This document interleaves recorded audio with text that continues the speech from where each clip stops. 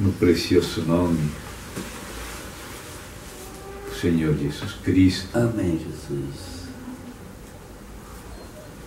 Agradecemos esta nova ocasião que o Senhor preparou para nós, na agenda do Senhor. Entregamos a Ti todo o nosso ser, querido Pai, nossa condição. Em nome do Senhor Jesus, através de seu sangue, confiando em Ti, Tua bondade, na promessa do Teu Santo Espírito. Querido Deus, desejamos poder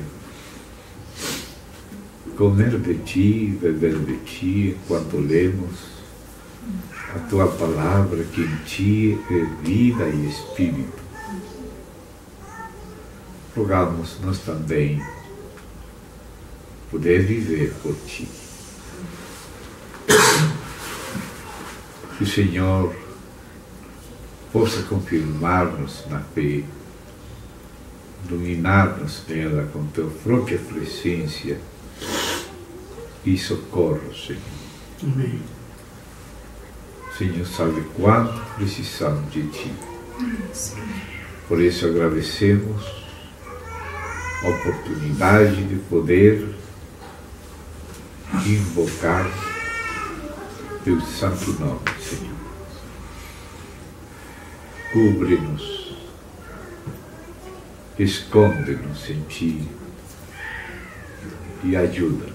Amém. Fortalece a cada um de nós no Teu Santo Espírito. Fortalece nosso homem interior. Afirma-nos em nossa identidade de filhos e filhas, para a alegria do Senhor. Guarda-nos, em primeiro lugar, de nós mesmos. Sim, Jesus. E também do nosso inimigo, que é Teu inimigo. Edifica a Tua casa, Amém. ainda que seja nas narinas do inimigo. Em nome do Senhor Jesus Cristo, Aleluia. Teu Filho. Amém. Este nome. Amém. Neste santo. Glória a Deus. Amém. Amém. Irmãos, com a ajuda do Senhor, gostaria que avancemos um pouco mais em continuidade com o que estivemos considerando ontem à noite, acerca do reino de Deus, essa primeira parte, sempiterno, reino sempiterno e reino do céu.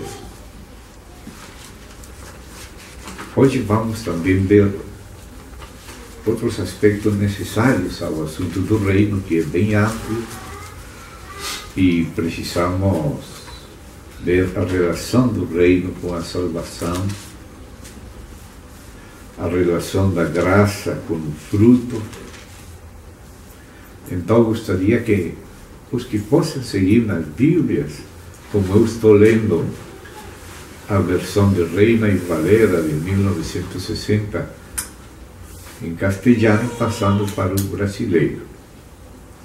Eu digo para o brasileiro porque um irmão nosso, Hernando, que vem viajando conosco aqui com a TV, tanto em Colômbia como no Paraguai, no Paraguai não com ele e aqui no Brasil. E o Senhor falou para ele, antes de vir para o Brasil, falou: aprende brasileiro. E ele respondeu: português, Senhor? Brasileiro. Repite. Então, por isso eu falo brasileiro, porque eu tenho ouvido os portugueses, só entendo 40%. Amém. Então, por isso eu falo brasileiro. Em Efésios, inicialmente, vamos ver uma passagem que é bem conhecida, somente para enxergar, começando por aí esta vez, neste assunto da graça e do reino.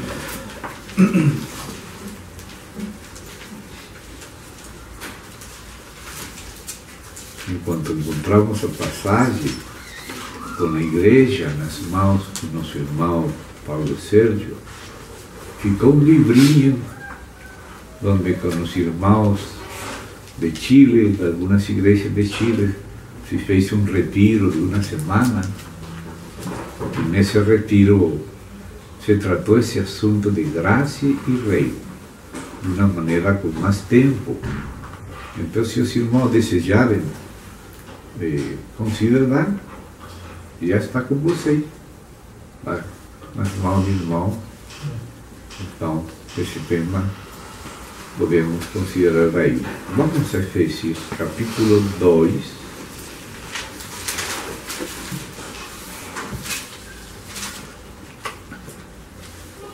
Vou ler do verso 1 para pegar o melhor contexto imediato.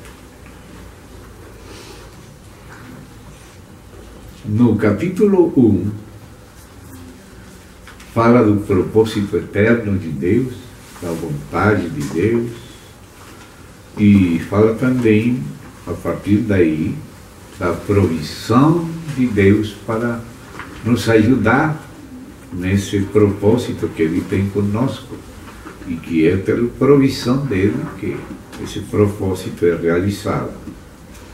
Então aí no capítulo 2, tendo vindo do capítulo 1, diz: e Ele os deu vida a vós, e sublinho, os deu, o verbo dar, quando estavam mortos em vossos delitos e pecados.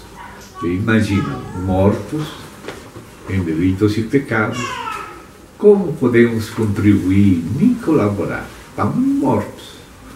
Só Ele tem que tomar a iniciativa e vir buscar o que está perdido e nos dar vida. Isso que Ele fez. Ele vos deu vida a vós quando estavas mortos em vossos delitos e pecados, nos quais anduvisteis em outro tempo, seguindo a corrente deste mundo,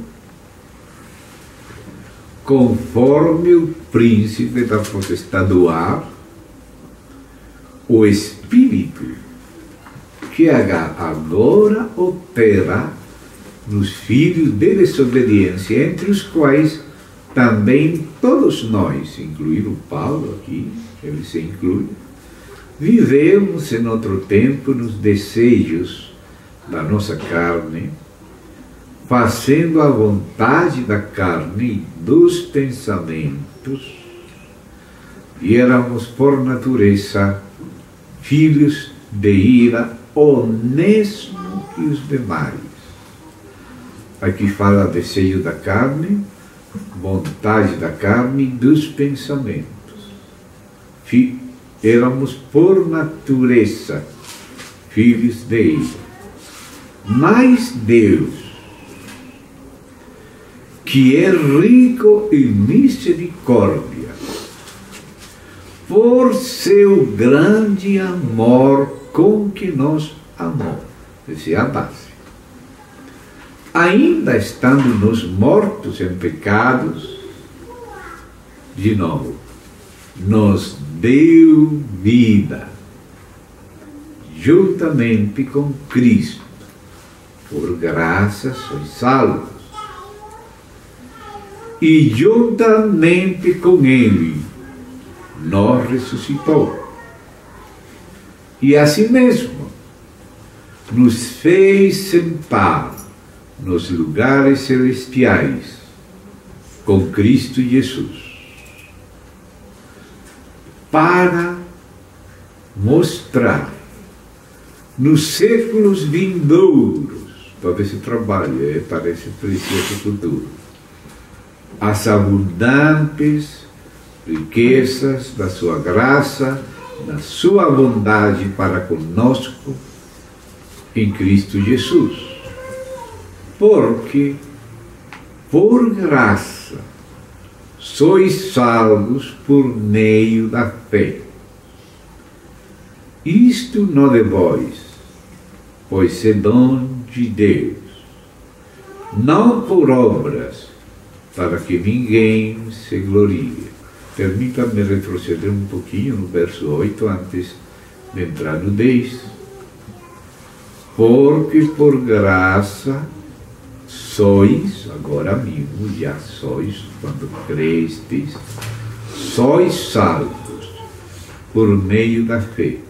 Isto, note-se isto, que não é somente esta.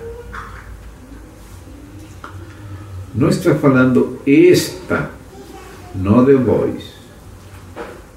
Ou seja, se falar esta, seria somente a fé.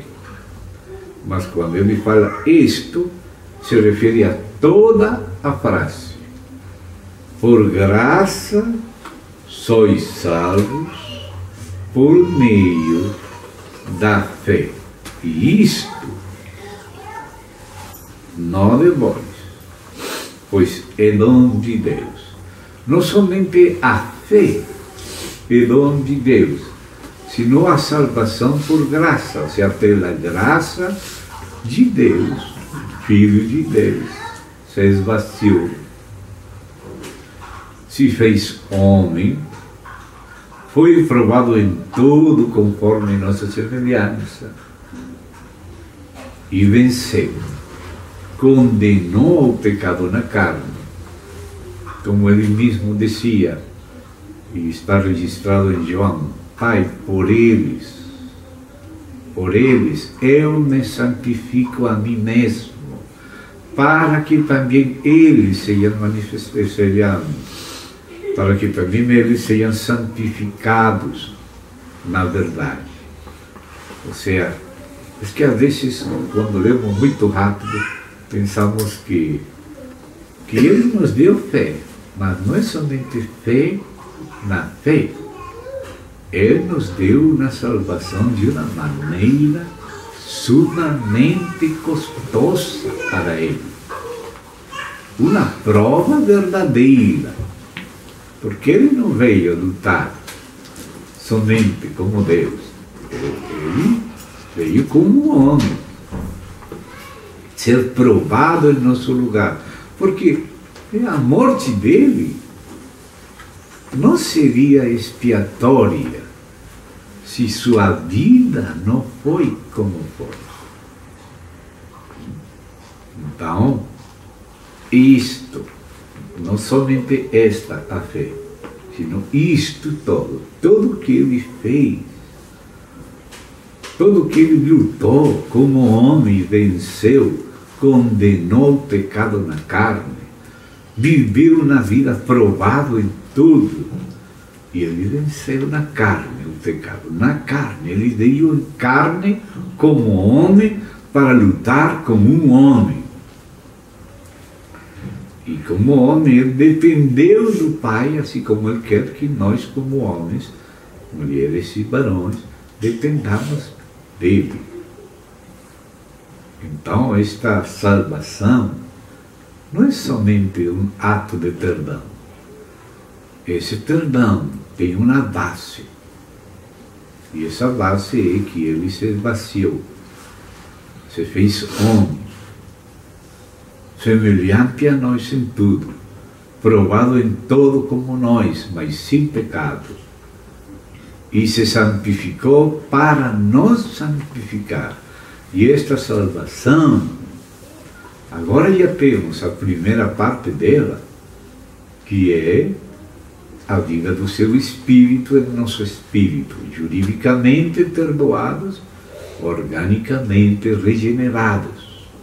Mas continua, a salvação tem um conteúdo maior. Agora vamos passar depois a outra passagem que mostra outros aspectos desta salvação. Então aqui diz, por graça sois salvos. Isso tem toda uma base riquíssima e costosíssima que Ele, por amor, nos deu. Ninguém de nós merecia isto. O que nós merecíamos era a morte. Por isso Ele teve que morrer. E Deus teve que permitir seu Filho morrer por nós, porque Deus é misericordioso, mas também é justo. E nós somos pecadores, temos sido pecadores. Então merecemos a morte. Ele pode nos perdoar, pode ter misericórdia, mas Ele tem que colocar uma base mais segura. O preço que seu Filho pagou, que não é somente o preço da morte, sino da vida inteira, para que essa morte fosse expiatória, ou senão seria simplesmente uma morte mais. E seria por Ele mesmo, como Ele vai pagar por seus pecados. Entende, meu irmão?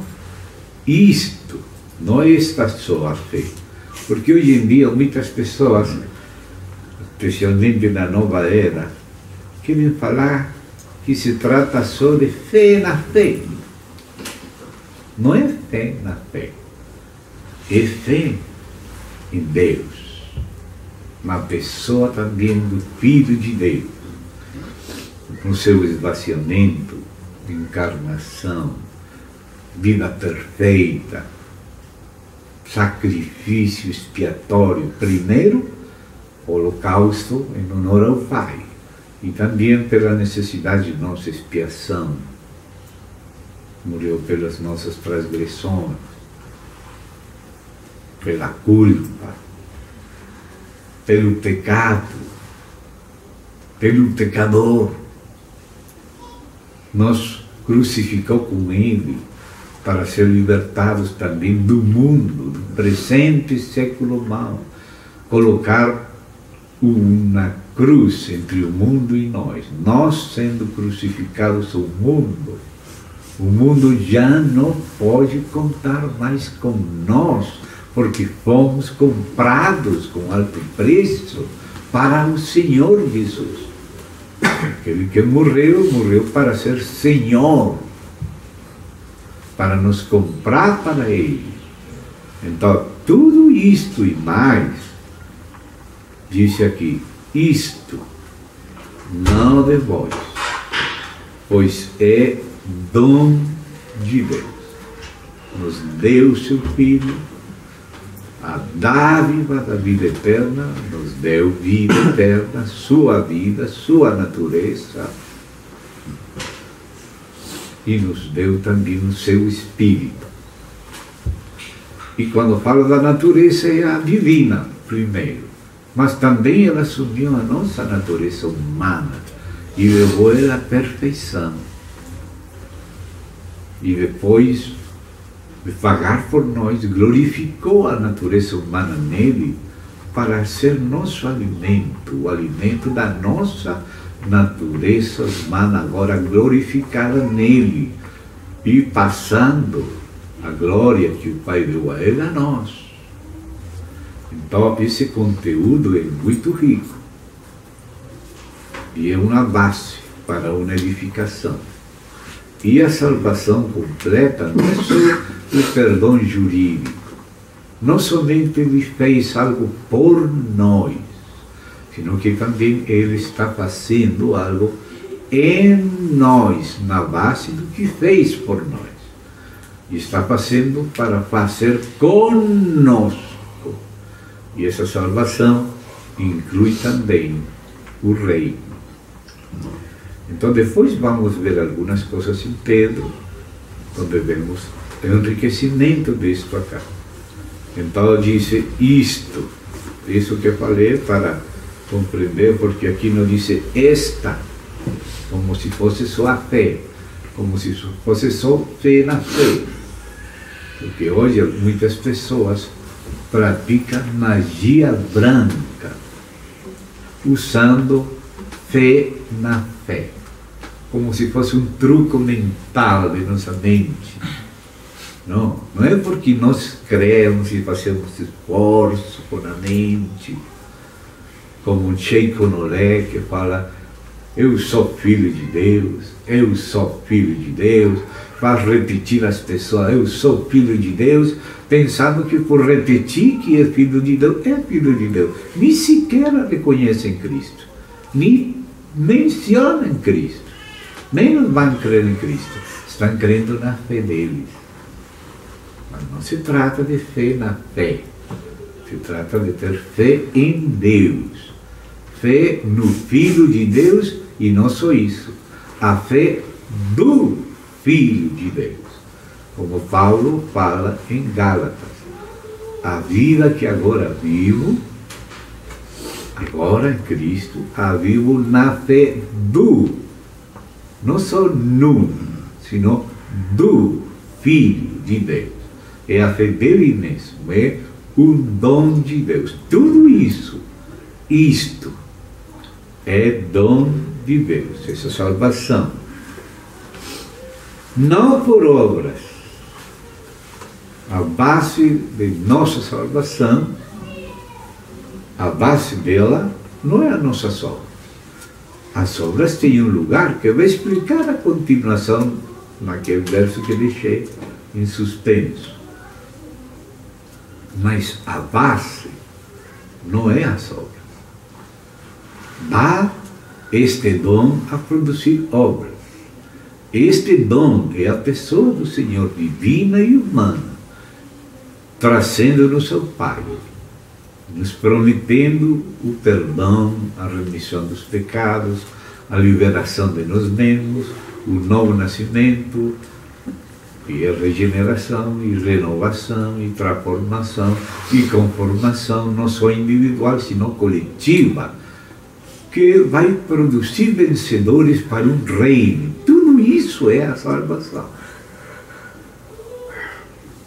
Então, isto, não de vós, pois é dom de Deus, não por obras, para que ninguém se glorie, mas para que não ficasse incompleto este assunto, porque às vezes os protestantes chegam até aí e a outra parte esquecem, e os católicos esquecem a parte anterior.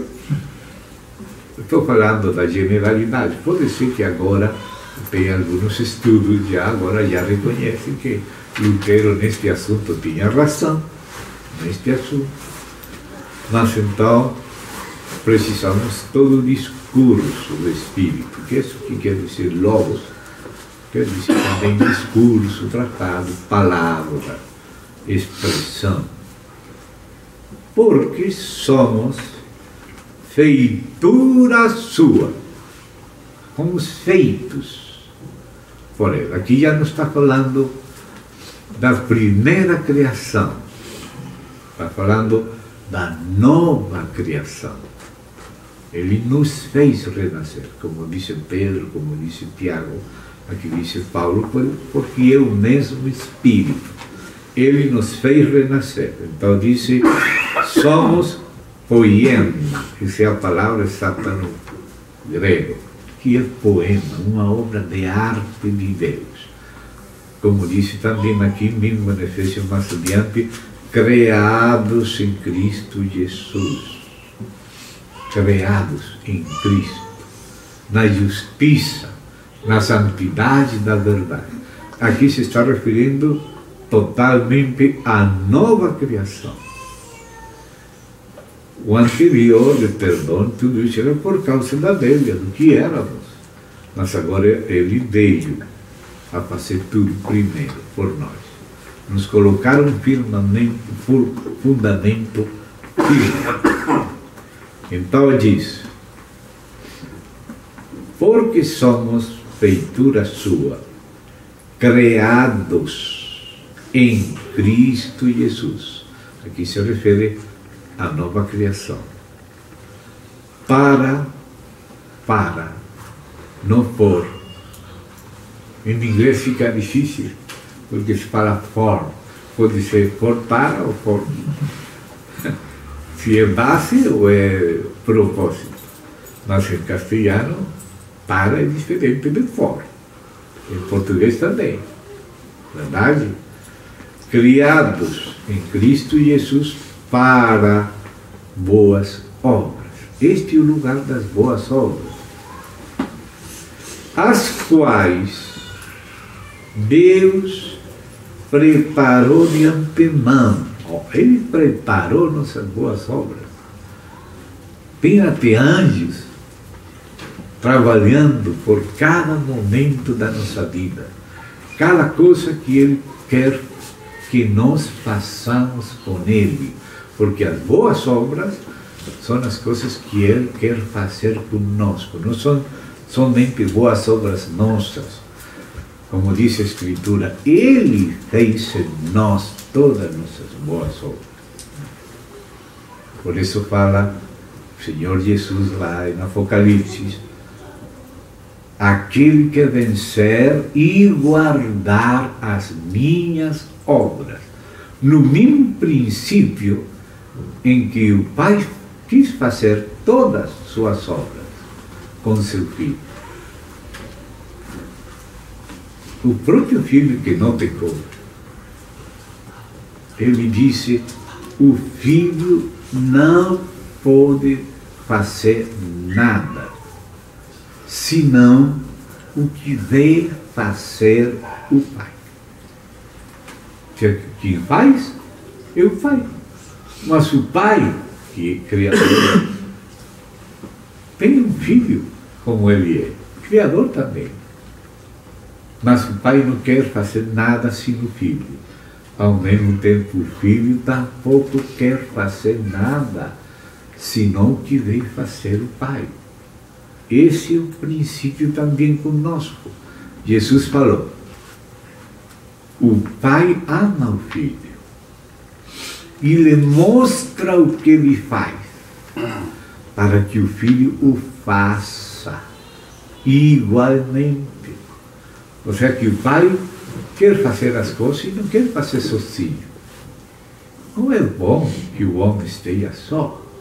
Isso que falou de Adão é porque estava falando também da relação dele com seu filho. Porque Adão é uma figura do seu filho. Isso está escrito em Romanos, mas já estava no coração de Deus. Por isso podemos ler com doble leitura essa frase. Não é bom que o homem esteja só. Fale ele, ajudador idôneo. Ou seja, o homem não tem que fazer as coisas sozinho, senão com sua esposa, juntos. Porque o pai não faz nada sozinho. Então, o pai, como tem um filho que ama ele, e por isso me ama o pai, porque eu faço sempre o que lhe agrada, disse Jesus. Então o pai, irmão, que coisa? Nenhum cabelo, nenhuma folha de pássaro sozinho. Nada do que foi feito se fez sem o filho. O pai poderia fazer tudo sozinho, não que ele não possa, mas o Deus que é o Deus Pai do Filho, o Deus do Filho, que também chama de Deus a seu Filho, em Hebreus, baseado nos Salmos, você vê que ele tudo quer fazer com seu filho.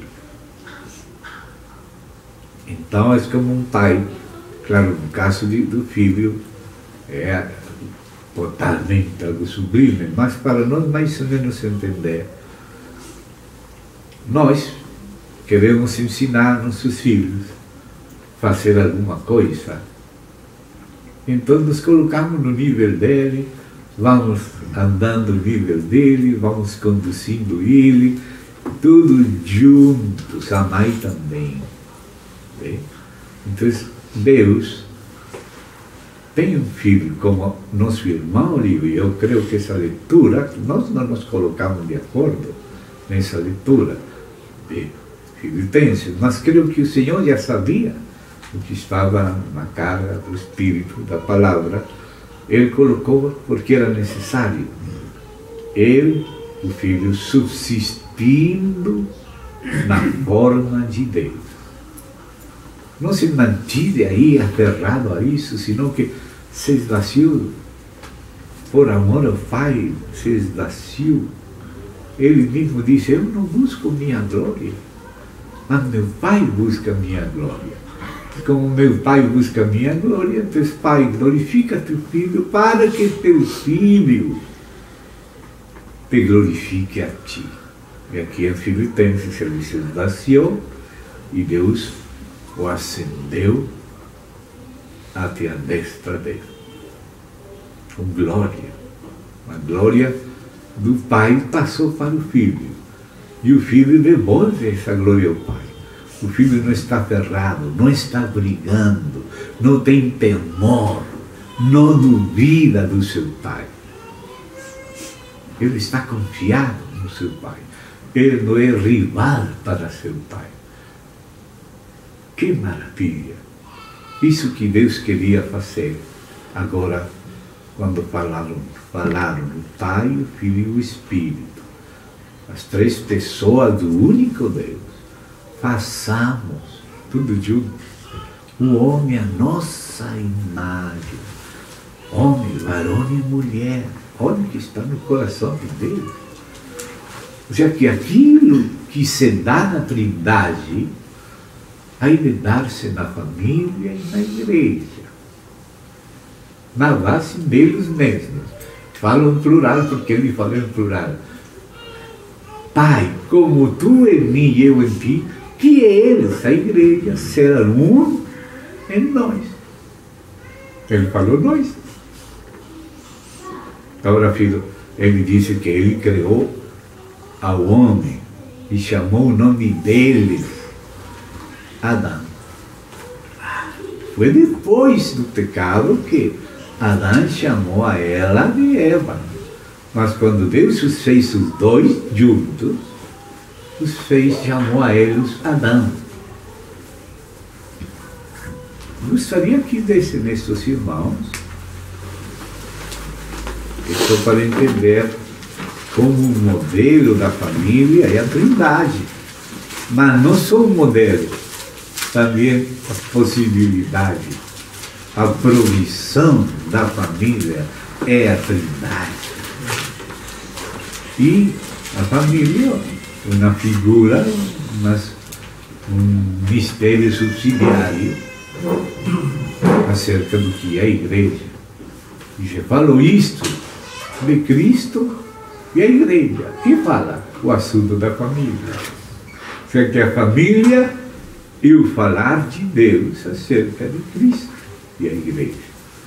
Então, estamos indo aqui para capítulo 5 de Gênesis, porque isso é parte do mistério.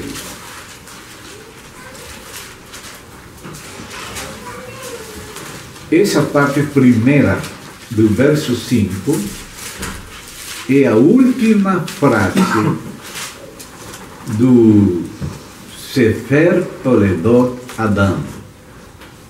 O documento de Gênesis 2, verso 4, segunda parte, aí onde diz, a primeira diz, estas são as origens dos céus e da terra quando foram criados.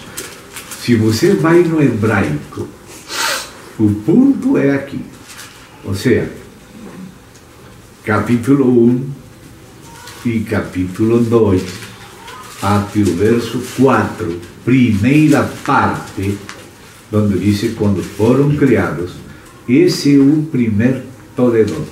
A palavra Toledot eu falo primeiro já passando para o português e espanhol, mas realmente seria primeiras Toledot, porque Toledot é a palavra feminina plural, que significa relações. Relações, Deus está relatando, dando-nos a relação da história. E essa palavra é a que está aqui para terminar essa primeira tábua. Isso se escrevia em tábuas. Lembre-se que estes números dos capítulos foram acrescentados no século 12 da era cristã. E no século XIV se acrescentaram os versículos, as duas vezes por dois diferentes arcebispos de Canterbury, Cantuária, como se fala, aquela cidade britânica, onde o cristianismo se consolidou desde ali, naquela ilha. Então aí se colocaram os números, e às vezes nós não lemos conforme a ideia da perícopa. A perícopa é a unidade de revelação. Começa dizendo alguma coisa, vai desenvolvendo até que termina. Isso é uma perícopa. Às vezes os capítulos coincidem com as perícopas. Ou seja, às vezes o capítulo contém a ideia completa. Por exemplo, uma parábola. Começa a parábola, termina a parábola, isso é uma perícopa. E às vezes coincide com um capítulo. Mas às vezes não coincide. E por isso, quando você vai ler, se esqueça do número do capítulo e do número do versículo. Porque isso foi só feito pelos homens para nos ajudar a encontrar a passagem. Amém? Esse é o objetivo, encontrar a passagem. Uma vez que encontramos a passagem, você vê como citavam as passagens do Antigo Testamento e do Novo Testamento. Em certo lugar, diz assim. Você lembra dessa frase? Em certo lugar, porque não tinha colocado no versículo tal do capítulo 4.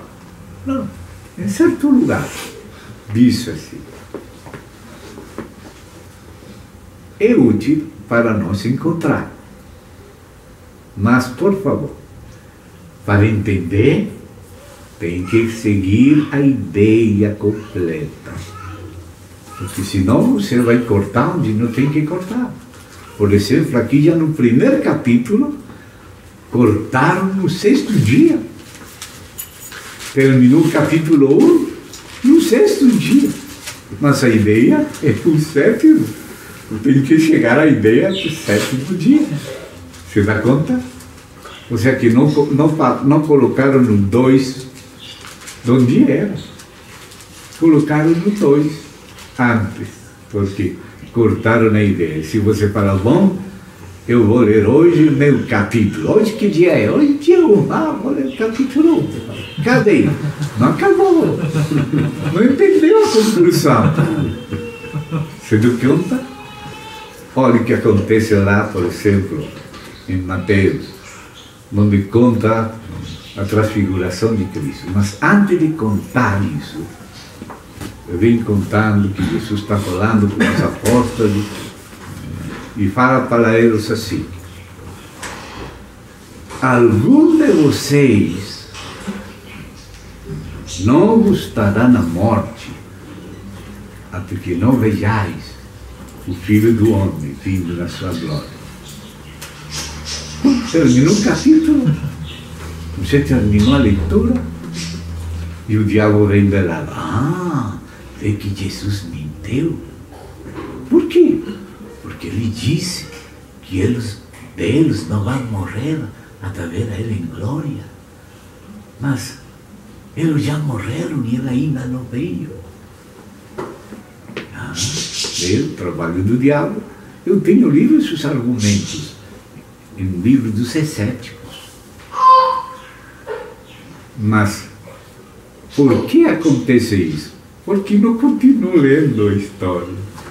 Então diz, 6 dias depois, Jesus tomou a 3 deles e levou lá no Monte Tabor, lá perto de Nazaré, tem uma altura e lá está o Vale del Megido, e lá se transfigurou, mostrou sua glória para eles e disse: não falem a ninguém isto até que o Filho do Homem ressuscite dos mortos.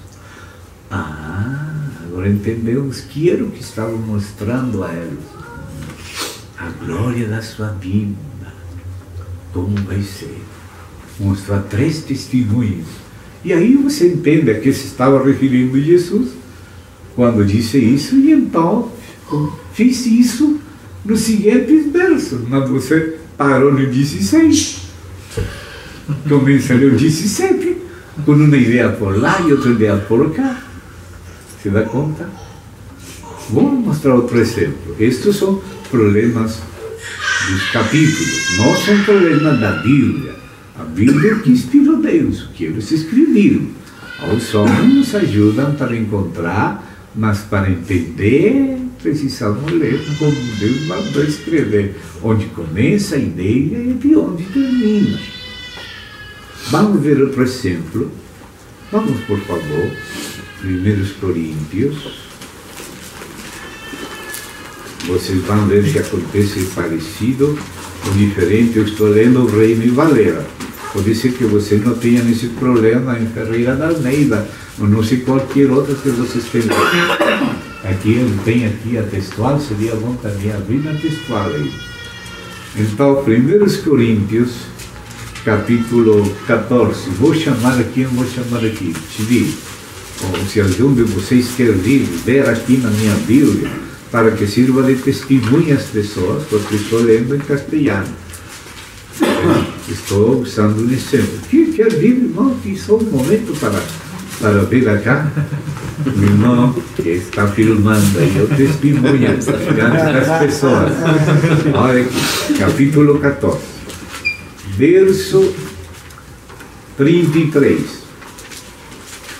Pois Deus não é Deus de confusão, sino de paz. Ponto. Aí deveria acabar o número do verso. Mas aqui coloca a metade do seguinte verso, no verso anterior, e deixa um espaço branco como se fosse um ponto e não uma vírgula, e continua depois o verso 34, separado do verso 33. Vê? Então aqui diz: pois Deus não é Deus de confusão, sino de paz, como em todas as igrejas dos santos. Uno se sentiria tentado a ler dessa maneira, né? Porque coloca santos e um espaço como se fosse um ponto à parte. E depois começa 34. Vossas mulheres caem nas congregações, porque não é permitido falar, senão que estão sujeitas, como também a lei o diz. Então, aqui parece como se a frase começara: vossas mulheres caem. E não é assim. Você dá conta? Como é que é a ideia? Deus não é Deus de confusão, sino de paz. Ponto. Agora começa a outra ideia. Como em todas as igrejas dos santos, vossas mulheres, e aí vem falando o resto. Você dá conta? Mas quando você olha assim, colocou um espaço depois de santos, como se a vírgula fosse um ponto. E se alguém tem problemas como eu, às vezes, para entender, às vezes não consigo estar seguro se um ponto ou uma vírgula, se ele é tão pequeno. E ainda se fosse letra maior, o ponto é um ponto. Você dá conta, irmão? Estou somente usando este exemplo. Aí no caso de versículos, aqui voltamos aí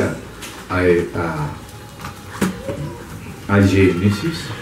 Então aí Deus começa a descrever aqui, depois da criação inicial, o que fiz aqui nos 7 dias. E a ideia, ou seja, a perícopa que contém a ideia, perícopa, é como dizer, o perímetro que contém a medida. Essa é uma perícopa, a ideia completa. Né? Então a ideia completa é 7 dias. Então tem que chegar até o 7º dia. Porque como vai começar com o 7º dia? Foram, pois, acabados os céus e a terra. Ah, pois. Esse pois quer dizer que é uma continuação do que vem antes. E disse, e todo o exército de Deus, e acabou Deus no dia 7. Que acabou? Se foi uma ideia nova, por que começou o capítulo 2 quando só está acabando o primeiro. E repousou o sétimo dia e toda a obra que fez. E abençoou Deus o sétimo dia e o santificou, porque nele repousou de toda a obra que havia feito na criação. Tem nota feitura e criação. Aí você vai a Jeremias, capítulo 45, verso 18, e aí fala claramente que Deus criou, fez, formou e compôs. 4 verbos. E agora, a criação foi o que começou da nada no início. Mas como houve uma dificuldade entre o verso 1 e o verso 2, então agora fez na criação.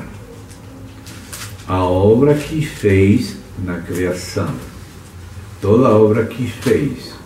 Toda a obra que tinha feito na criação. Estes, aí diz o original, Hela, Toledot, Hashamagim, Behaeret, Behibaram. Quer dizer, estas, ou seja, o que acaba de falar atrás, são as relações dos céus e da terra na sua criação, Behibaram, quando foram criados. Aí é o ponto, e aí termina as primeiras Toledot. Depois vem uma segunda Toledot, que é o Sefer Toledot Adão, ou seja, o livro das relações de Adão, que começa a contar a partir da parte D do verso 4 do capítulo 2. Aí começa a segunda ideia. Até aqui falava como Elohim, agora introduz a palavra Yahvé Elohim e um outro documento. Porque o que está falando Moisés, quando você vê no hebraico, a ideia de como está disposta as frases no hebraico, você vê que a primeira tábua, o documento, é aquele chamado estas são, ou seja, Hela Toledot, Hashamagim, Behaeret, Behibaram. Estas são as relações dos céus e da terra em sua criação, na criação, quando foram criados. Esse é o que se chama o contrário do prólogo. Né? Agora é o epílogo, que se coloca no final. Esse é o final do primeiro documento, ou seja, das primeiras relações, que depois Moisés incorporou no livro dele.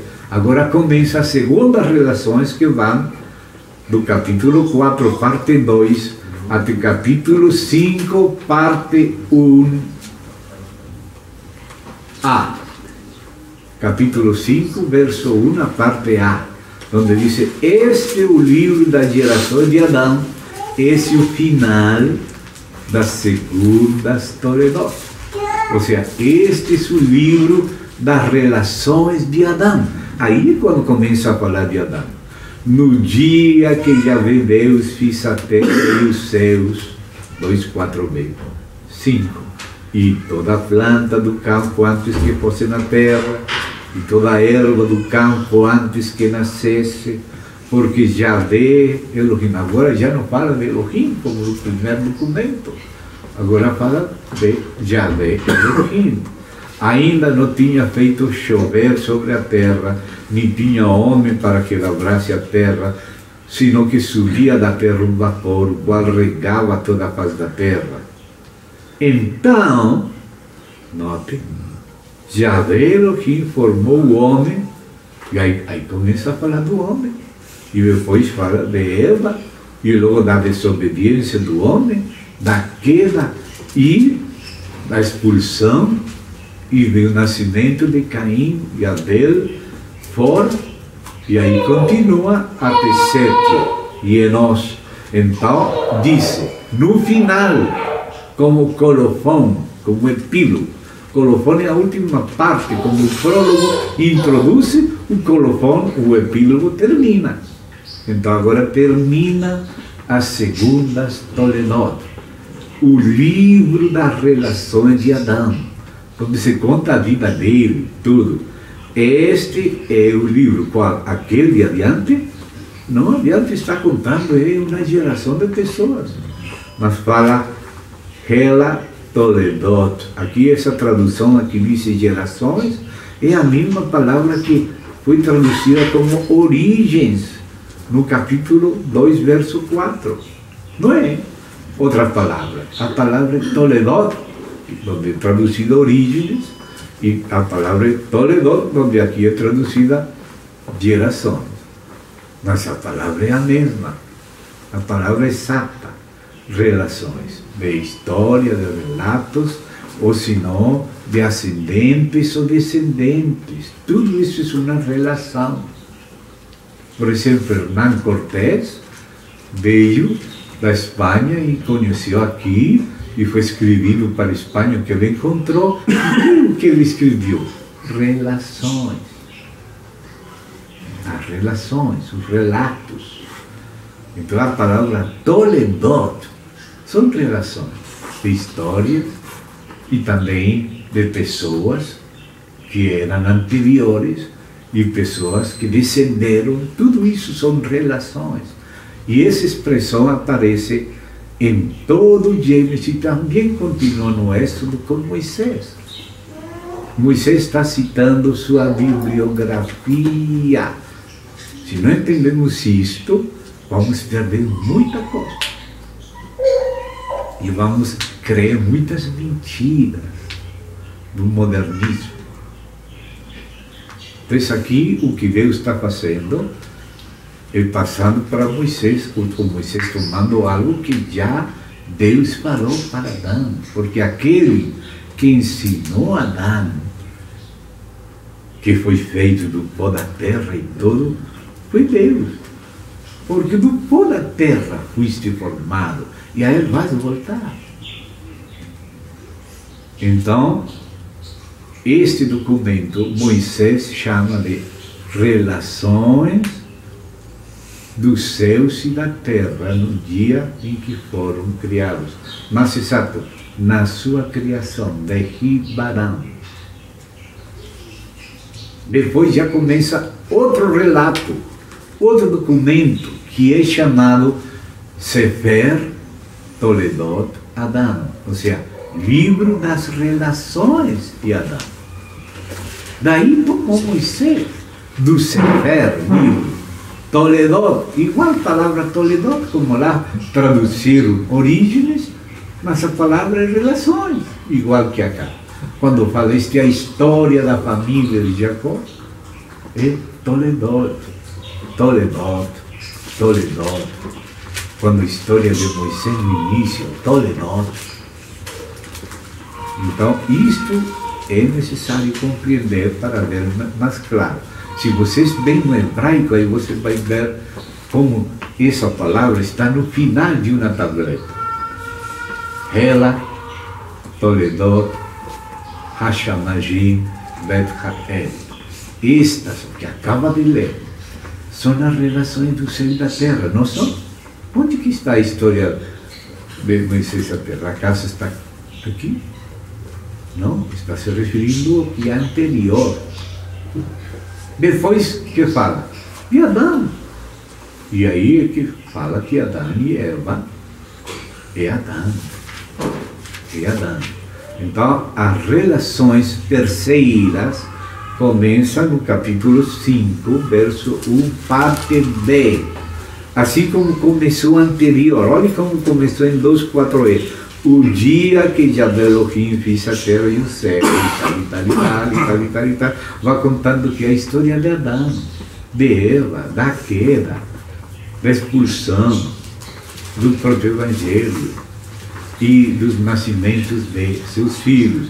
Então termina. Este é o livro das relações Toledot de Adão. Aí terminou. E logo começa o terceiro Toledot, Diz o dia, e começa igual que começou antes, em que criou Deus o homem, a semelhança de Deus o fez. Varão e fêmea os criou e os abençoou e chamou o nome deles. O que fala aí? Homem. Adão, o dia em que foram criados. E aí começa a contar quanto tempo vivia Adão, a que idade Adão teve a Caim, e a Abel, e tal, a Sete, e começa a descrever todas essas coisas. E chega ao capítulo 6, verso 9. Ela toledot Noá. Ou seja, estas são as relações de Noé. Quais são as relações de Noé? Não o dilúvio. O dilúvio são as relações que fizeram os filhos de Noé. Mas as relações que fiz Noé é toda a história de Adão, da era quando vive a fulano, a ciclano, quando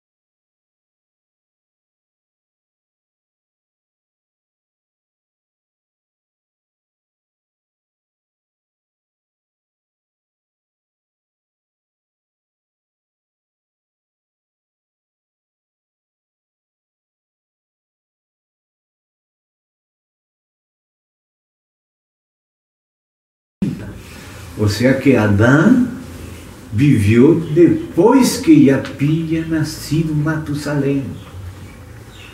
Ainda que houve entre Adão e Matusalém várias gerações, existe da parte final de Adão e do começo de Matusalém, existe uma concordância de tempo, que foram contemporâneos ao mesmo tempo. Adão velhinho e Matusalém, sabe de quanto essa concordância de tempo dos dois juntos? 243 anos. Os últimos 243 anos de Adão foram os 200 primeiros 243 anos de Matusalém, 243 anos de contemporaneidade entre Adão e Matusalém. Ou seja, que toda aquela documentação, histórias, ainda que passaram pelos intermédios, só foi necessário 2, para que Sem, que continuou, viveu 600 anos, alguns antes e outros depois do dilúvio. Sem, quando pega os anos de Sem, viveu até quando já tinha nascido Isaac. 3 homens, mínimo, para passar a tradição. Adão contemporâneo com o próprio Matusalém, 243 anos. Quanta coisa pudo passar. Bem, e depois Matusalém morre e já existia Sem, não só Noé, existia também Noé. Então diz aqui, estas são as relações de Noé. As relações que vêm de Adão até ele. E só precisou de um intermediário, Matusalém. Toda a história de Adão pudo passar perfeitamente a Noé só através de Matusalém. Isso é muita segurança. Documentos menos passaram. Depois, Noé e Sem passaram no outro lado. E então depois você vê o seguinte, coloquei no capítulo 9, aí fala do capítulo 6, Noé construiu a arca, o dilúvio, o pacto de Deus com Noé no capítulo 9, e aí termina no verso 10, 1, a parte A, o verso 1 do capítulo 10 é o colofão das terceiras Toledot, das terceiras relações, que dizem, isto são as gerações, Hela, Toledot, Beni, Nohá. Ou seja, estas são as relações dos filhos de Noé. Qual? Pois quem viveu o dilúvio? Os filhos de Noé. Essa é a bibliografia de Moisés. Os relatos, as relações que deixaram os próprios filhos de Noé. Você vai confirmar que se você coloca esse número 5 aí, vai cortar a ideia? É um diabo que usa uma coisa que se faz às vezes sem entender bem. Mas se você lê tudo, vê as palavras no hebraico, vê que sempre está dividido em Toledot.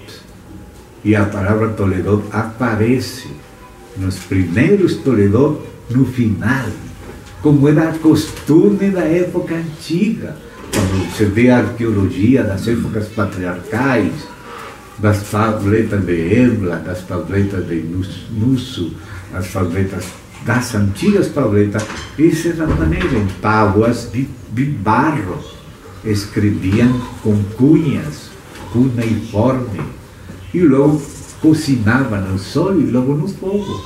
Essas eram as bibliotecas da época. Quando você vê as bibliotecas antigas, tinham essa forma, um início, uma ideia, uma perícopa e um colofão. E assim estas são. Tem um irmão que eu recomendo você ler, chamado Douglas Weisman, se escreve W-I-S-E-Man, ou seja, homem sábio, Weisman, Douglas Weisman. Ele é um dos melhores arqueólogos crentes que tem encontrado essas tábuas, essas tabletas, essas menções antigas. Então ele escreveu um livro chamado Novos Descobrimentos acerca de Gênesis na Babilônia. Porque foi um dos arqueólogos da lá, e ele tem as tabletas mostrando como eram as tabletas antigas, como se escreviam as histórias e as relações de pessoas, já seja antepassados ou descendentes, tudo isso, tanto relatos como antepassados, como descendentes, história, tudo isso quer dizer Toledot, que é uma palavra feminina plural. Ot é a terminação plural do hebraico. In, a terminação plural masculina. E a feminina Toledot, quer dizer relações. Então Noé pegou a relação e colocou a bibliografia. Isto é as relações tais. Esta outra parte é o livro das relações de Adão. E estas são as relações de Noé. E estas outras são as relações dos filhos de Noé. E aquelas lá são as relações de Sem. E estas são as relações de Taré. E assim vai continuando, aparecem as relações de Isaac, as relações de Ismael, as relações de Jacó. E logo no Novo Testamento, no Êxodo, eu pensei que acabava com ele, que acabou com o Antigo. Passou. Êxodo continua com a menção das Toledot, onde está na história de Moisés e Arão. Então, isto tive que explicar para você compreender isso de 5.1, que temos que ler no lugar certo. O dia, assim começou as outras relações, aqui igual. O dia em que criou Deus o homem, a semelhança de Deus o fez, varão e fêmea os fez, e os abençoou, e chamou o nome deles Adão. Ou seja, que este que está falando assim é Noé. Noé é que escreveu estas relações, desde Adão até a época dele mesmo. Por isso essa história, que fala dos Nefilim e tudo, se chama As Gerações, ou seja, Hela, Toledot, Nohá.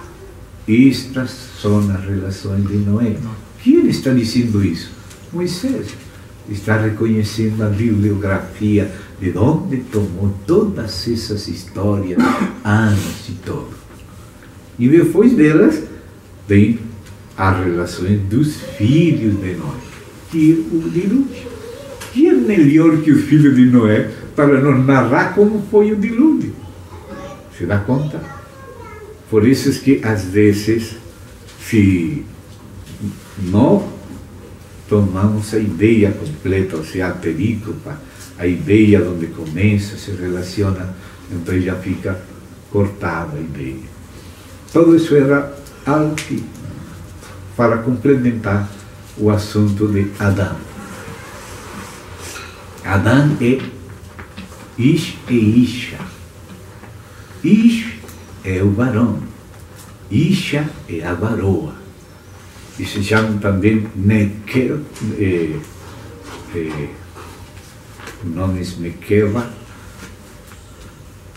Vou ver como que aparece Sacar e Nequeva. Isso aparece aí no capítulo, no início,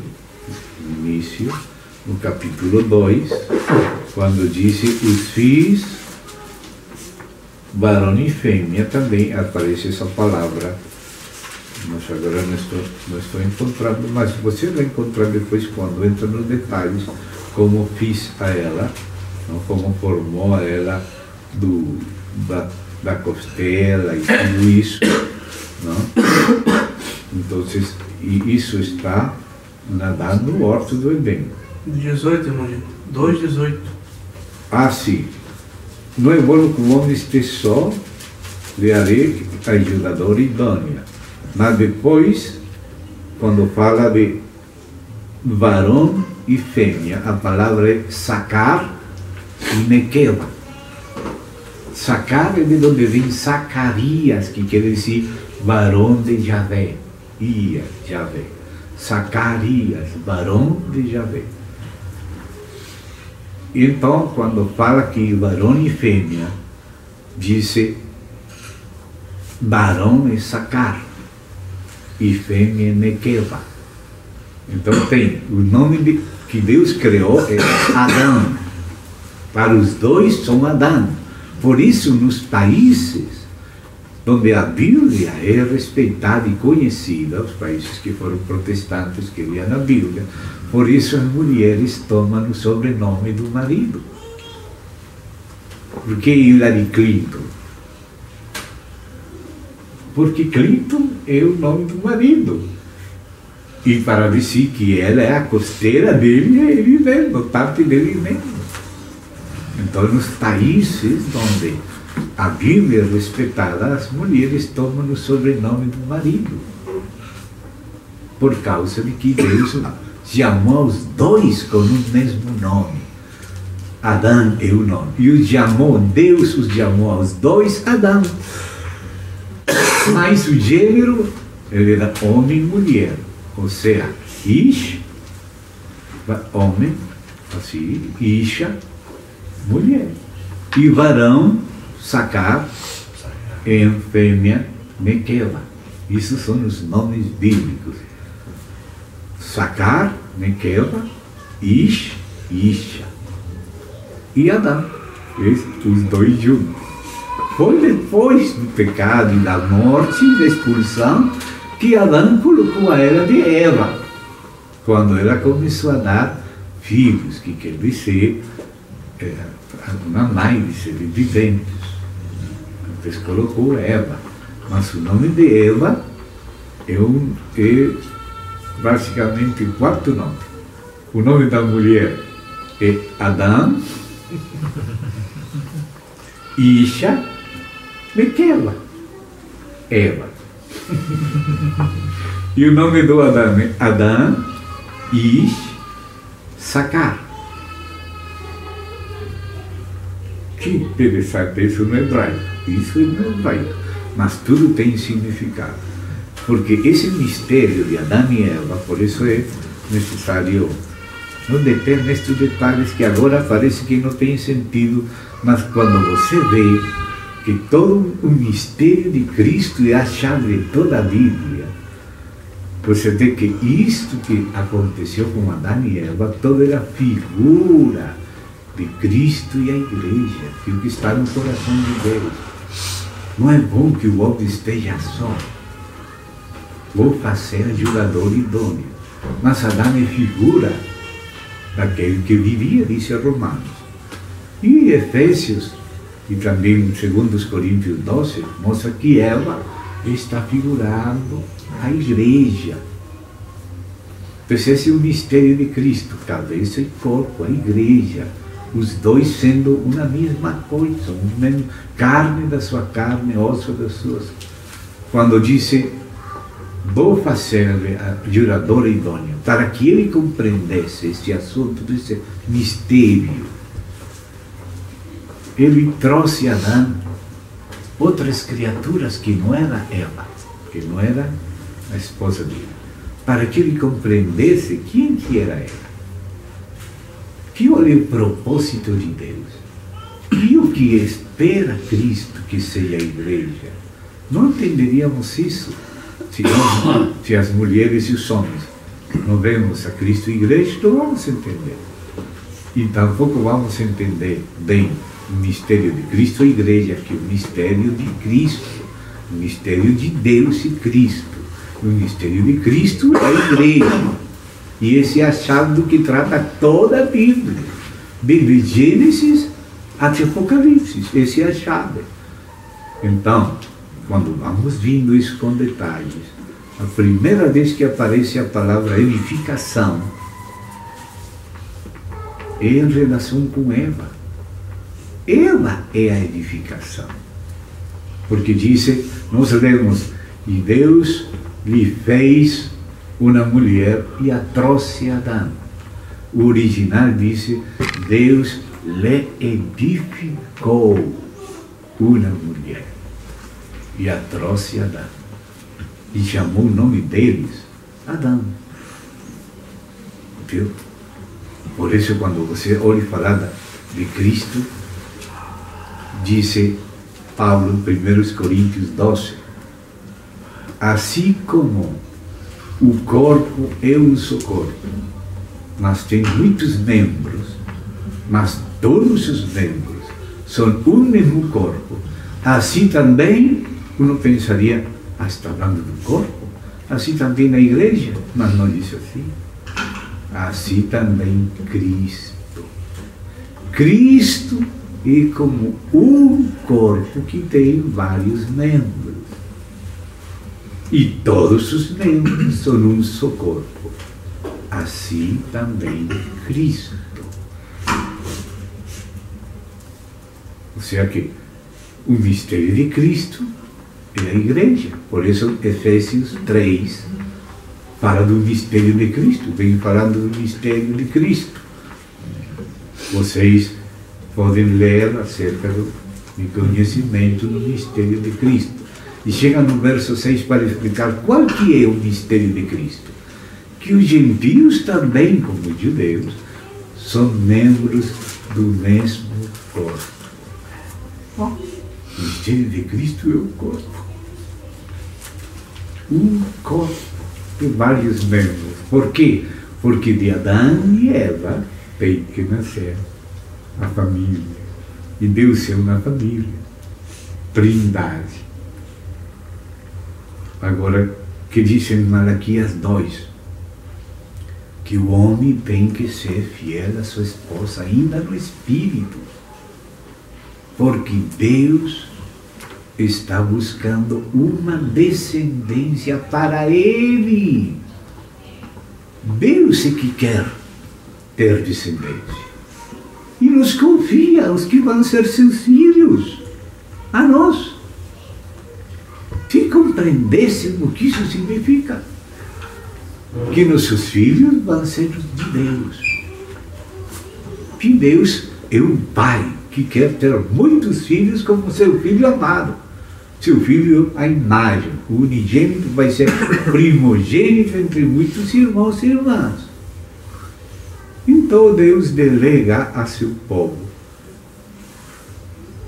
lhe guardar, lhe amonestar, criar esses filhos para Ele, uma descendência para Deus. Isso está no objetivo do Senhor. Então, aí estamos vendo como se relaciona todo este assunto dos santos e como Deus criou o homem antes da queda, mas como houve uma caída, Deus tirou outro cartão na manga dele, a redenção para reparar aquela brecha e continuar com o propósito original que ele falou: façamos isto, fale-ei isto. Como Jesus resumiu, havia um rei, que é o seu pai, que quis, que é o propósito eterno de Deus, fazer bodas a seu filho. Ou seja, que o pai quer dar a seu filho o que seu filho dá para ele. O pai nada quer fazer sozinho, se não fazer com seu filho. Aí voltamos de toda essa volta para cá.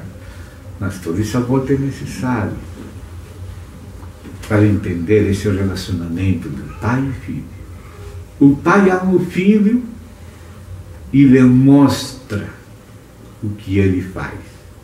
Ou seja, Deus demonstra o seu amor a ti, demonstrando o que ele faz, para que você faça com ele o que você tem que fazer, como ele te ama, porque te criou com amor eterno e com um plano.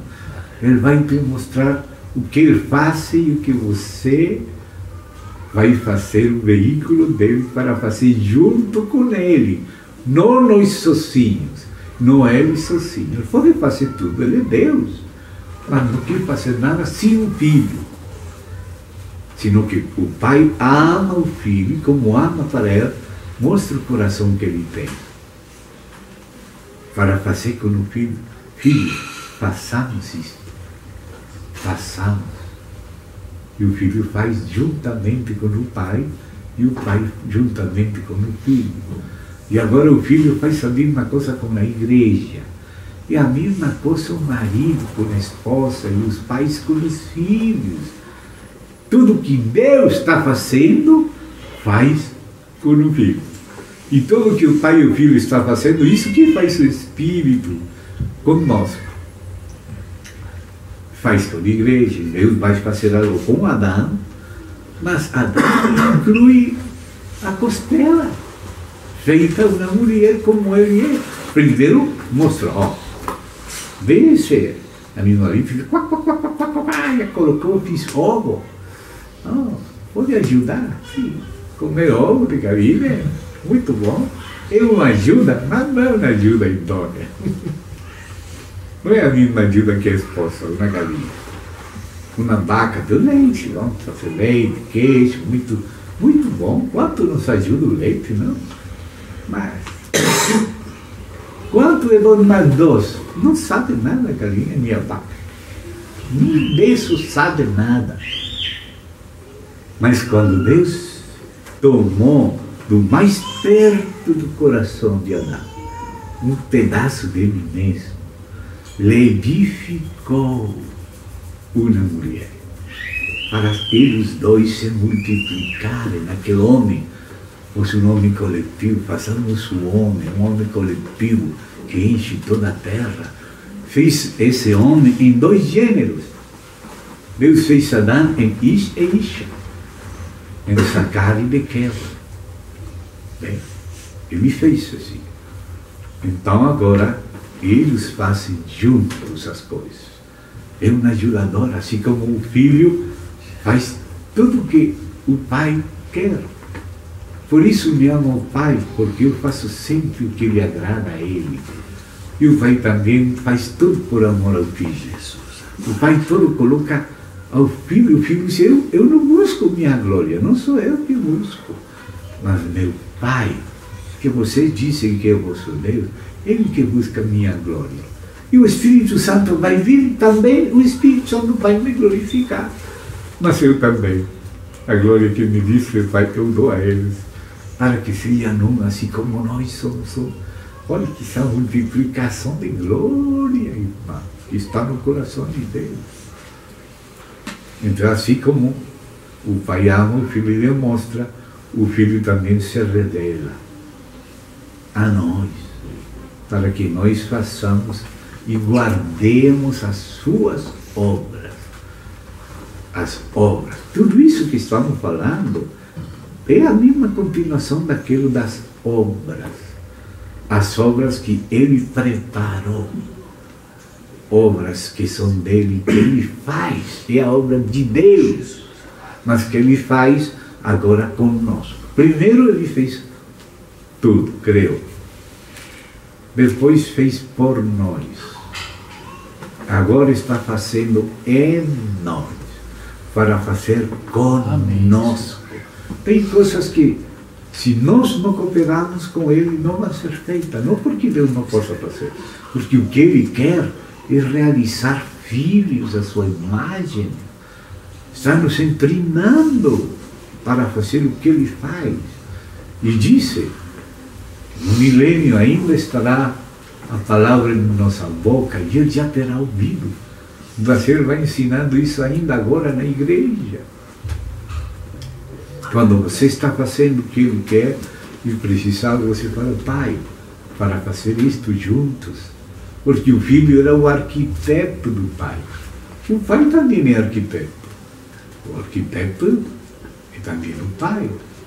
O autor e aquele que fala na Bíblia, aquele arquiteto da Nova Jerusalém, mas em Provérbios 8, em vossa tradução, de Ferreira da Almeida, em português, aparece o filho como o arquiteto do pai. E o pai também como arquiteto e construtor da quem? Da Nova Jerusalém. E quem é a Nova Jerusalém? É a esposa do Cordeiro, trazendo ela a glória dele, como a mulher é a glória do varão. Esse mistério, por isso eu falei que o mistério do matrimônio é um mistério subsidiário do mistério de Cristo, que é a igreja, o corpo. Cristo incorporado na igreja. E ela nele. Ele nela e ela nele. Esses dois aspectos vão voltar aí em Efésios e depois em Pedro e tudo. Da salvação, o lugar das obras. Feitura sua em Cristo para boas obras, que Ele preparou de antemão para que andemos nelas. Mas não podemos andar desconectados dele. É como disse aí em Romanos, e como a irmã colocou nesse quadro, na porta da tua casa, não da casa dentro, aquele versículo de Romanos, que diz, porque dele, ou seja, a origem é ele, dele, por ele e para ele são todas as coisas. Que Deus seja tudo em tudo. Para isso o Filho desceu, nos carregou, ascendeu para encher todas as coisas. Ele tem que estar dentro de tudo. E Deus tem que estar em tudo. Se falta Deus, as coisas estão vazias. Não tem sentido, não tem sustento. Quem quer encher tudo, que dá significado, que dá razão de ser, que dá sentido, que dá missão. Até uma folhinha de boldo tem uma missão de Deus. Um dente de alho tem uma missão de Deus. Mas a missão maior é a do seu filho. E junto com ele, a esposa dele, que é a igreja. Que é o homem que ele queria fazer a sua imagem. Então agora, se vamos compreendendo essa relação do Pai e do Filho no mesmo Espírito, vamos compreender a relação do homem e mulher, vamos compreendendo o mistério de Deus, Cristo e de Cristo a igreja. E aí vamos compreender a parte do varão, que é a provisão, que é a graça, que é o fundamento, que é o sustento, e sobre esse fundamento a igreja edifica. A igreja, cada um olhe como edifica acima do fundamento. Então, a provisão dele é a parte masculina, vamos dizer, e a igreja é a parte feminina. Dois remos, ele em nós e nós nele. Bem? Remando juntos, ele provendo tudo e nós fazendo tudo em nome dele, com a força dele. Ele em nós nele, ajudador idônea, colaboração de Deus e do novo homem, porque o velho não colabora, o velho só estorva, mas o novo, que toma dele, que é do próprio de dentro dele, essa é a edificação, esse é o edifício, esse é o tabernáculo, esse é o templo, essa é a igreja, essa é a nova Jerusalém, essa é a esposa do Cordeiro, tendo a glória de Deus, sendo ela transparente, diáfana como um cristal. Isso que ele está fazendo na nossa vida. Isso que está em toda a Bíblia, disso que trata a Bíblia. Disso que trata. Então agora nós estamos vendo o assunto do reino, porque que o reino é a parte que ela edifica sobre o fundamento. A provisão dela é a parte que vimos os primeiros versos. Ele nos deu vida, estando morto, nos ressuscitou. Tudo isso é a provisão, é o fundamento, o sustento para fazer com ele o que ele tem planejado, assim como o filho vê o que o pai faz e faz com o pai, em nome do pai. Assim também na igreja tem que ver o que Deus está fazendo por Cristo, pelo Espírito, e fazer com ele. Nos apresentar como mortos e livres do pecado em Cristo, e ao mesmo tempo vivos em Cristo, novas criaturas em Cristo, regenerados e também sendo renovados e sendo transformados e configurados à imagem dele, para que, como disse 2 Coríntios, capítulo 3, que nós, contemplando ele, nos tornamos na mesma imagem dele. Assim o Filho está diante do Pai e é a imagem do Pai, reflete o próprio Pai. E agora nós estamos diante do Filho e o Filho se forma em nós. E nós, contemplando ele, somos transformados na mesma imagem dele. E ele é a imagem do Pai, e nós a imagem dele. E nós a glória dele, e o Filho a glória do Pai, e a mulher a glória do marido, e eles todos sendo um. crescendo e se unem muitos. Mas o Pai, através do Filho, o Filho pelo Espírito na igreja, a igreja crescendo da mesma maneira em Cristo, os dois reinos. Vamos ter que nos deter, porque hoje já não dá tempo, porque pensei que ia poder terminar, mas só pude chegar aqui, não quero abusar do irmão, mas dessa parte que estamos lendo desde o começo, a graça que é Ele em nós, resulta a glória para Ele, porque é o que Ele cede que consiga que ela seja sua ajudadora, que ela seja sua glória. A glória é o reino dele, o Filho é a esfera do reino do Pai. E agora a igreja é a esfera do reino do Filho. Ainda que ele dono de tudo, quem considera dele é aqueles que voluntariamente querem ele, querem se casar com ele. Eu quis, mas se você não quis, a tua casa fica deserta. Jesus falou, eu quis juntar teus filhos, mas você não quis. Então, o que Ele quer, Ele também quer que nós, voluntários, espontaneamente, queramos a mesma coisa, estamos fazendo a mesma coisa que Cristo quer, que o Pai quer. O que o Pai quer, o faz o Filho. O faz o Pai com o Filho e o Espírito. E nós também fazemos isso. O marido faz o que tem em sua cabeça, que é Cristo.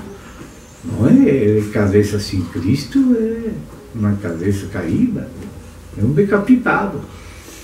Porque nós também temos cabeça, e a cabeça de Cristo é o Pai, porque o Cristo se esvaziou e alegra o coração do Pai todo o tempo.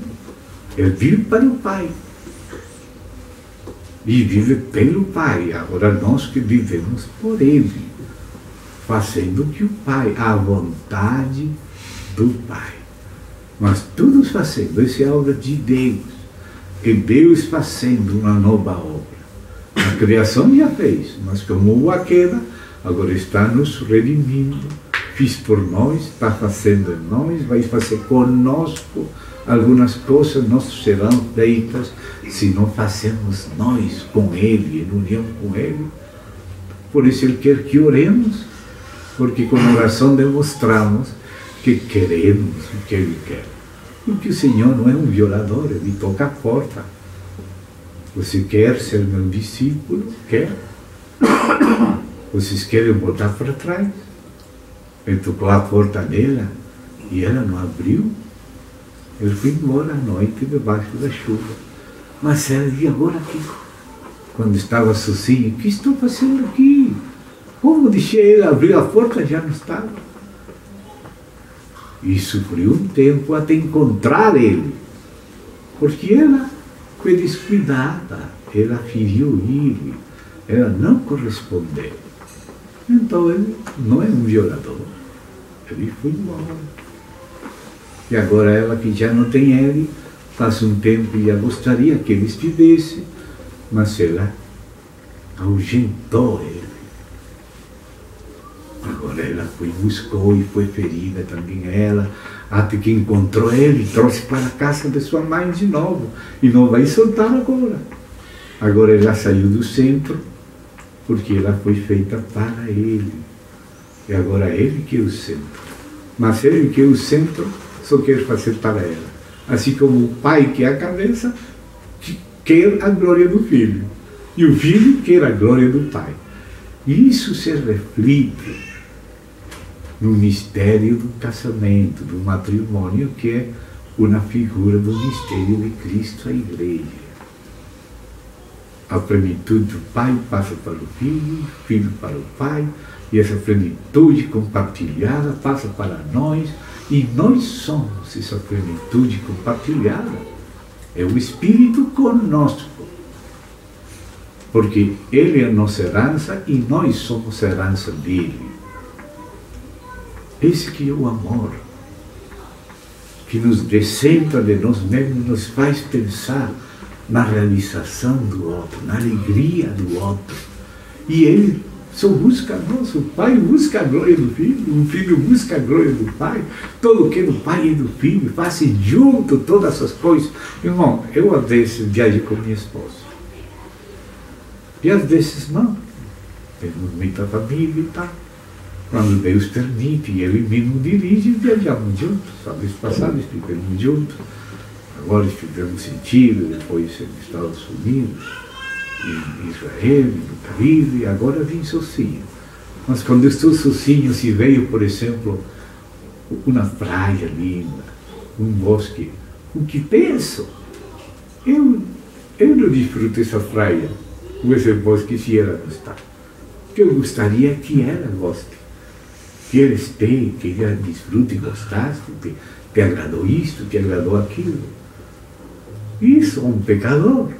Como disse, se nós, sendo malos, queremos dar boas dádivas a nossos filhos, e a esposa, o Senhor disse de nós que Ele nos vai surpreender com coisas que não estão em nosso pensamento, que nunca vimos, nem ouvimos, nem subiu no nosso coração. Ele tem preparadas para os que o amam, porque Ele também nos ama. E nos amou primeiro e nos ama mais. Então, isso é o mistério. A Trindade se revelando como ela é e se formando em nós por meio do Filho. Então, o Pai lhe dá ao Filho uma esposa. O rei quis fazer bodas a seu filho. Far-lhe-ei um ajudador idôneo. Mas o filho agora faz tudo para o pai, do mesmo jeito. Porque o filho lhe sujeita ao pai. Tudo que o pai lhe sujeitou a ele. Então o pai nos deu ao filho. E agora o filho nos reconcilia com o nosso pai, nos dá o pai. Então, essa parte que resulta do que ele semeou, essa parte que resulta é o fruto, é a formação do filho varão em nós. E essa é a reconciliação com o nosso Pai. Porque façamos o homem à nossa imagem. E o que vamos fazer com esse que é nossa imagem e semelhança? Vamos delegar a ele o reino. O reino, se domine em nosso nome. Esse é o reino. Então aí se desenvolve todo o assunto do reino. Tem a relação primeiro vertical e acima dela a relação horizontal. Sobre o pau vertical descansa o horizontal na cruz. Então, o primeiro Senhor fez tudo e deu o Filho. E o Filho vive pelo Pai e fazem tudo juntos. E é o maior espetáculo para toda a criação visível e invisível, é o relacionamento do Pai e do Filho no mesmo Espírito. Isso é a coisa mais elevada que vamos precisar da eternidade para crescer no conhecimento dele. Cada vez compreenderemos melhor a Deus, compreenderemos melhor o Filho. Ninguém conhece o Pai senão o Filho. E o Filho nos está mostrando o Pai. Pai, eles tenham dado a conhecer teu nome. E darei a conhecer ainda mais. E também o Filho é só conhecido pelo Pai. Não pensemos que conhecemos o Filho. Aos pouquinhos vamos conhecendo essa grandeza. E vamos sendo atraídos por Ele. Vamos sendo embebidos do mesmo Espírito de Deus, que é o Espírito do Pai e do Filho. Isso que é a igreja. É a formação de Cristo pelo Espírito entre nós. Esta é a família de Deus, esta é. E nossas famílias naturais são para aprender acerca desta, acerca da verdadeira família. Isto que são, meus irmãos, minhas irmãs, minha mãe, disse Jesus, os que fazem a vontade do meu Pai. Não a natural, senão a sobrenatural. Deus quer nossa fidelidade na família, porque Ele está buscando a dele.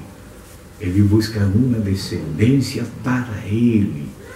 E por isso é que nós estamos aqui. Somos a família real do universo, a principal família do universo. Os filhos e filhas de Deus. Então estamos aqui para isso. E esse é o reino dele, a família dele. Ele vai delegar cada vez mais na medida que Ele nos vai fazendo confiáveis, transparentes. Ele está trabalhando em nós para confiar mais em nós, assim como confiou tudo nas mãos do Filho. Como será que, e termino essa parte, que em Daniel 7 aparece o ancião de dias, com aquele cabelo branco de juiz, e o Filho do Homem chega lá e se entrega a Ele o reino e também o juízo.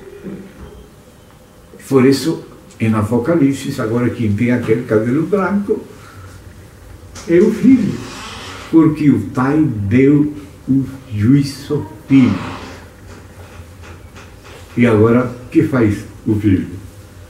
Aquele que vencer se sentará comigo no meu trono, regerá as nações com vara de ferro, como Ele fez.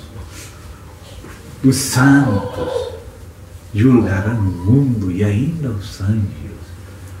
Deus passando para nós tudo, como passou para o Filho passando para nós, nos passando para a nossa família, passando para a humanidade, aquele corpo de Cristo enchendo a terra de glória, que a terra será cheia do conhecimento da sua glória.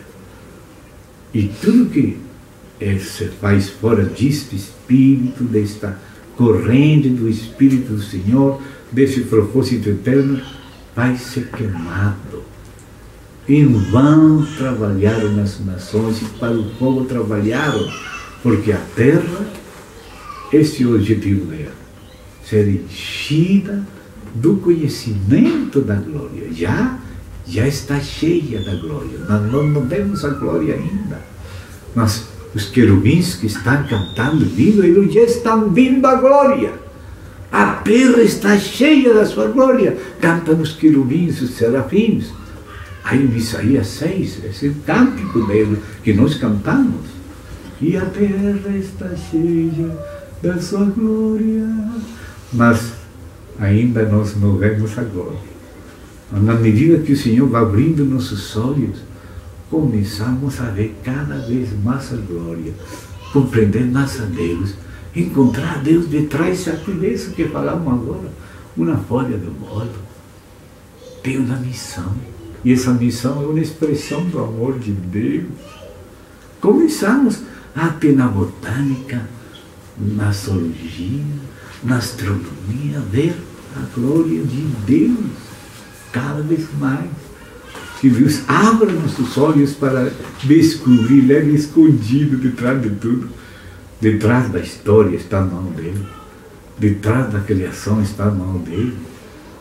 Detrás da edificação da igreja está a mão dele. Tudo nos ensina a Deus.